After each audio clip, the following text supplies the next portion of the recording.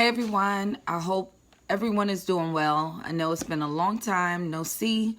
I apologize. I had to take a break from doing the videos.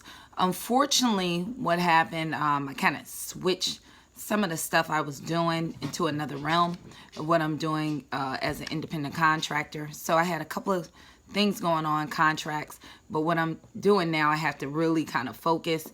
I'm performing audits for insurance companies, on businesses, and just for liability insurance and workman's comp. So it takes a little more planning and, before and after and during, to make phone calls and to review some of the documents that's there on site, depending on how many employees it is and those type of situations, how big the corporation is very hard for me to have time to make the videos. But I am back making you guys a video today. I appreciate all the support down through the years from those who support me. Unfortunately, too, my messenger, I was having some problems with my other phone. I'm going to try to re-download it again because I need the space on my phone. But if you have any questions, you can hit me up in my comments, and I can answer it, or I'll download my messenger so I can talk to you specifically. But I had some people to contact me because they had issues once again with collections. I made prior videos to this, but I'm getting some information, so I'm hoping this will be beneficial to you so I can address some issues that people might be going through again. A lot of people are having problems with collections due to employment issues, whether it be they can't get employment or working 2 jobs part-time, just not enough their employment to actually sustain their needs and just really carry what they have to do for their responsibility and obligations that they have for their liabilities and debts. So it's a lot. And what's going on now, the atmosphere with business, it's a lot of competition through technology, and a lot of these companies are really pursuing collections accounts, which they might not, been so aggressive before. But one thing I would like to tell people, because I know a lot of people are still looking for employment, just consider. I always talk from a biblical standpoint because that's what I see things from. But in Genesis, how it talks about when God created, and when you see the earth or the dry land itself, or when he made plants and herbs and every animal, it had its seed and whatever it needed in itself. We're built the same way. Your gifting is in yourself. And a lot of people, you're having problems finding employment because it might be time for you to work for yourself, and there's new ways through technology to do that. Some of the experience you went through have been preparing you for a time like this, and it was just a way that seed that's in you, even with seeds, they have to go through cold seasons, and depending what type of seed it is, to germinate and to protect what's in it so it don't spoil. And then it comes that right atmosphere, that right time, spring hit, and what's in you can start to come out and bud up. I remember when I started working for myself back in 2012, and from this point on, till now, 2017, I've been making my own income. But it took me going from job to job. The Lord led me like that, and it gave birth. So now I have a site where I can see certain businesses for myself, and one might kind of slow down, or I might see it's not as profitable to me for my time as it used to be. And that's what happened. Wasn't like I wasn't making money. It was just my time that it was taking. Then I start to restructure some things.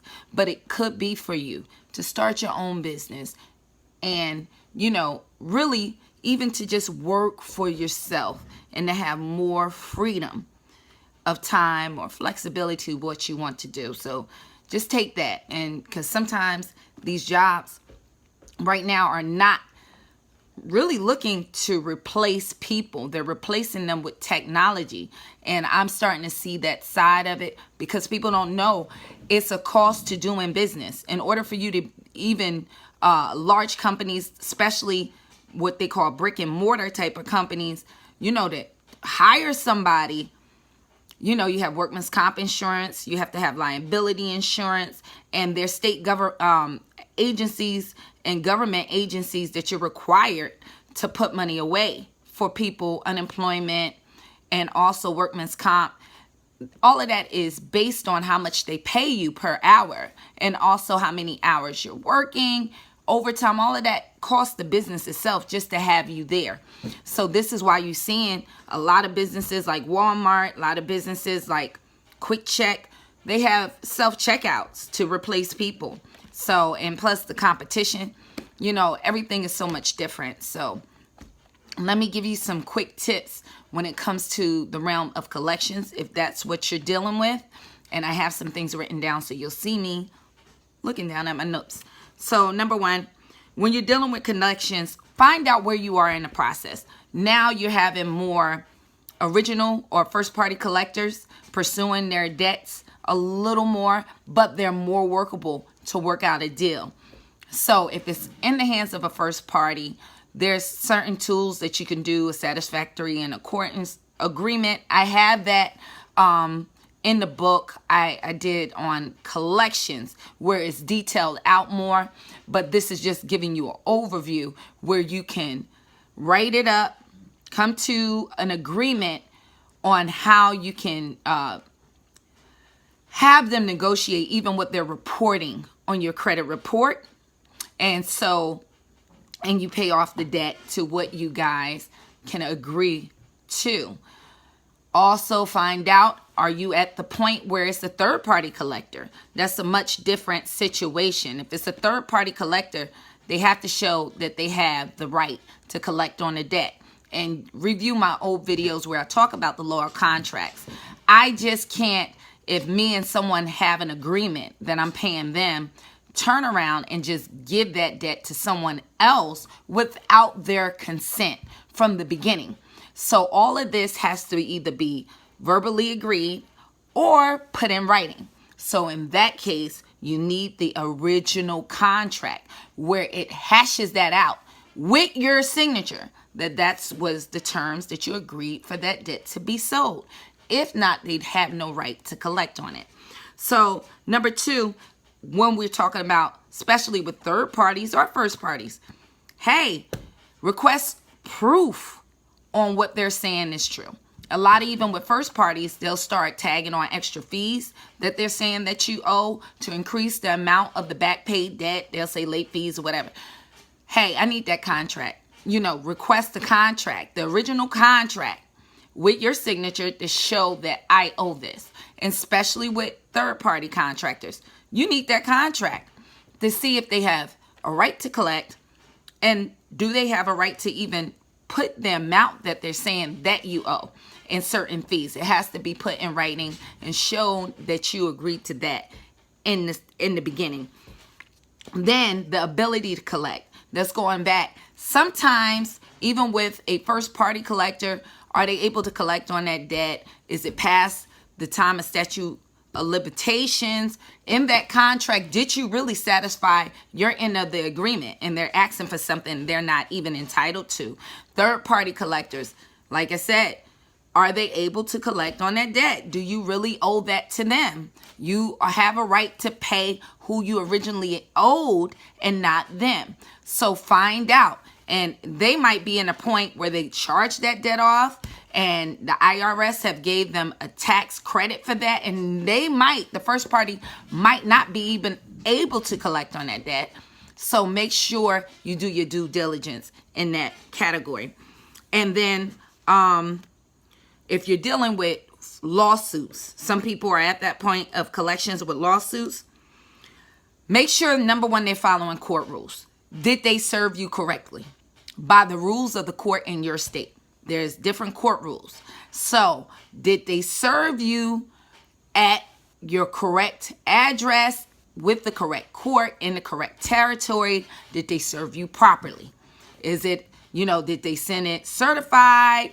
Did they hand deliver it? And is that compliant with the court rules in your state? So you want to make sure that everything is set by the court rules. Did they follow the statutory rules? Sometimes that debt might not be able to be collected on, like I said before, because it might be past the statute of limitations. Certain states only have a certain time period where you can collect on certain debts. 2 years, 5 years, depending on the debt. So make sure they're following statutory rules. And number 3 I have here, do they have the right to collect on a debt? Going back to that third party. It's a lot of third parties that like to sue people, but are they even able to sue you? And then when they do, in that case, you need to countersue. I countersue everybody. It's a great tool because you can find a reason to sue. Defamation of character is a great one. Or what they're reporting, is it correct? You know, everything have to be correct. So if you're telling one person, I owe you $500 and I really only owe you $100, you defaming my character, because there's a big difference between $500 to $100. So I always countersue. That's just the way it is. I'm about to countersue you. Y'all better not sue me, because I'm going to sue you back. So those are some tips. If you want more detailed information, you can look me up. You know, I put this on my YouTube channel. That's why I don't do Facebook Live. But use the information, you guys. And always remember, I am not an attorney. This is what I have from my personal experience. If you have legal issues, always consult and seek the advice of an attorney. So thank you. God bless you. Enjoy your day.